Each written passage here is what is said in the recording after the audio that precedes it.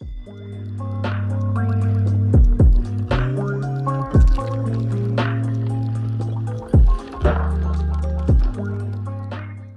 check this out. If you got an E39 540i, I'm running the M62 TU engine.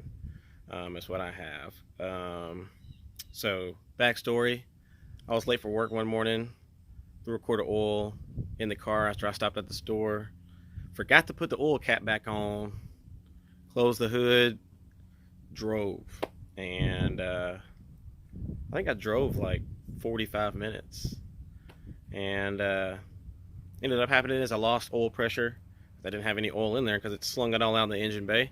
And then because I didn't have any oil, for those of you who are BMW guys, without oil the diagnose system doesn't work, so it caused a lot of misfiring to happen and just put the engine out of time basically. And being out of time, it shut itself down, so I had to get it towed back to the house, and it has been a yard ornament for the last the last month. It's been a yard ornament, but I haven't been able to work on it because I've been doing a bunch of shutdowns. So I've been busy.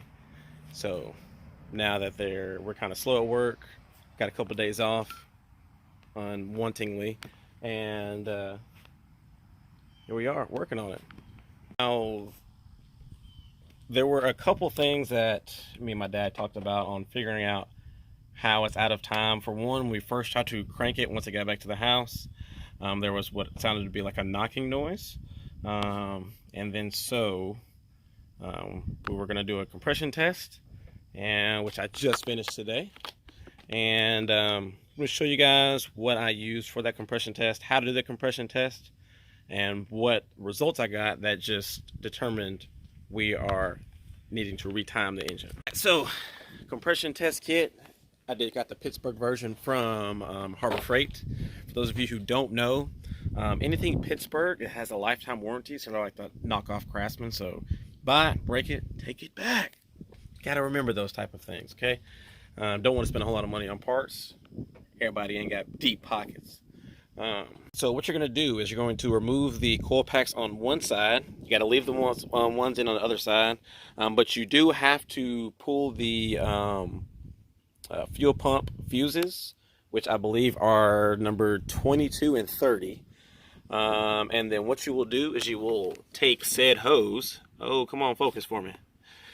Take said hose, it'll run down in there. I usually unhook it, and then it'll screw in and out of there. And then you're gonna go get back in the car, crank it, let it get about 4 or 5 rotations in. And then, yes, I know, there's oil in there. Not supposed to be in there. But what can I say? It's a BMW. Once you get about 4 or 5 rotations in, you'll come back out. You'll check the gauge. And it'll give you your reading. And then when you're done, you're going to press this button to release the air on the gauge. You can disconnect it. Move to the next one. You're going to keep on going down the line.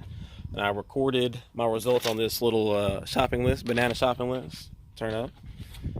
Alright, so if you're looking at the engine on my left side, I got some pretty good readouts. You want to be, I believe the correct settings are to be over 100 PSI. I think that's what it's supposed to be. On my first one, I got 135 PSI, 110, then I got 30 PSI, then I got 150. So that side is fairly consistent except for the one. So that being said, I went ahead and came to the other side. And if the numbers were going to be consistent, then we could have went back to that one that was at 30 PSI and said that there was a bad piston ring that was in there. And once that piston ring sticks, it just lets all the air just pass right through it, and it won't hold the pressure at all. So went to the other side, and I ended up having a bunch of low numbers. So out of the 4 on the right side, I had 3 of them at 30 PSI and 1 of them at 120. So that right there just kind of solidified that we are having a timing issue because there's not enough pressure being able to be built up in the engine because it's out of time. You can see it is not the prettiest of days out here, and so I'm going to go ahead and get the valve covers off and get disassembled as far as I can, and then tomorrow, if it's not raining, which is supposed to rain the next 2 days, well, my dad's going to bring the kit over here. We're going to put the blocks on there, and then we will retime. Should be an interesting job. Once I had taken the cover off, I was looking around and I pulled on the chain just to see what it was looking like, and then I had noticed this, and this spins freely. I'm pretty sure it's not supposed to be doing that. Might be an issue or the reason I have bad timing right now. Alright, so we got the other side off. Just as a comparison, that is focus. Oh, this is where that's supposed to be at, and this is where the other one is at. Obviously not the same, and it does need to be tightened up.